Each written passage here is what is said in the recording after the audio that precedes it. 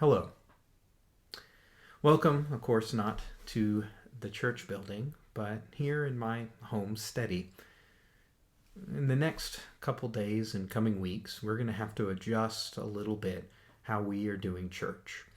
And so I thought what might be a good way to start would be to share with you a brief devotional today, and then we'll talk about what we might keep doing later. I know for many of you, if you're stuck at home, hopefully we'll be providing a couple ways for you to continue to worship and to grow in your faith.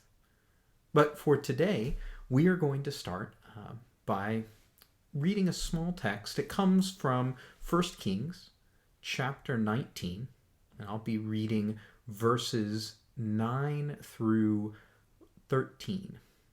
Now, to give you a little bit of context, you might actually be familiar with these verses. I think we had them in a service about a year and a half ago. In 1 Kings, we're walking with the prophet Elijah. And in chapter 19, Elijah has just had a moment of triumph. Back in 18, he had that famous moment where he challenged the priest of a foreign god, and fire came down from heaven. He had victory. He was calling the nation back to faith. But in chapter 19, we find out he maybe was not as successful as he thought. The queen sends out people to find him. He's run out. He feels alone. And in the midst of this, he wanders away from Israel. And he wanders into the desert. He's alone. We even hear he despairs for his life. And in the middle of this moment, an angel of the Lord meets Elijah and brings Elijah to a mountain. And that's where we pick up the text, kind of halfway through verse 9. Let me read it for you. And the word of the Lord came to him. What are you doing here, Elijah? And he replied, I have been very zealous for the Lord God Almighty. The Israelites have rejected your covenant, torn down your altars, and put your prophets to death with the sword. And I am the only one left, and now they are trying to kill me too. And the Lord said, Go out and stand on the mountain in the presence of the Lord, for the Lord is about to pass by. Then a great and powerful wind tore the mountains apart and shattered the rocks before the Lord. But the Lord was not in the wind. And after the wind there came an earthquake. But the Lord was not in the earthquake.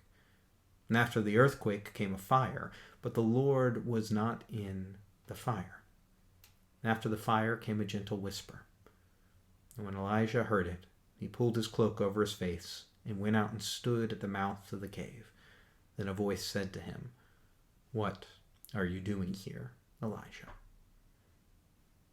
Now, of course, the story goes on with Elijah repeating the same answer but finding a new meaning in his life, God being with him and driving him out. But rather than that, I just want to focus on this moment.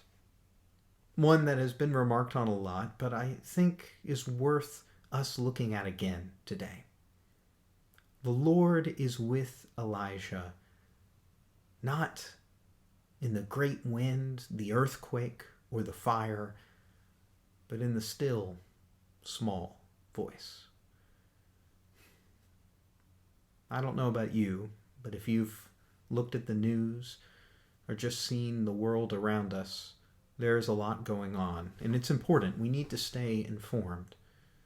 But I also think during this time of self-isolation, a lot of time we'll be spending around our homes, we also need to know that with all the wind blowing, the fires and the earthquakes metaphorically around us, I don't know if we're always going to find the voice of God there. We need to carve out a little bit of time to take to listen to that still, small voice. Time to see where God is leading us.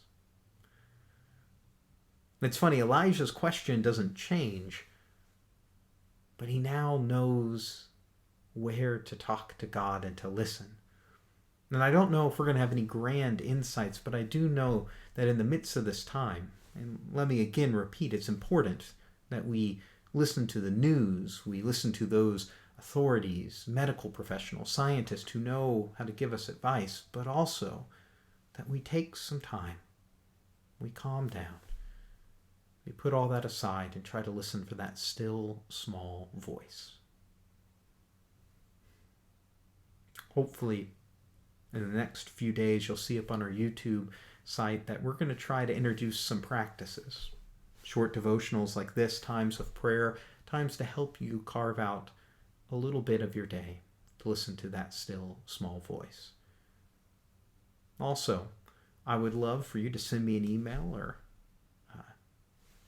call me up and talk with me about the ways you're finding that still, small voice in this time.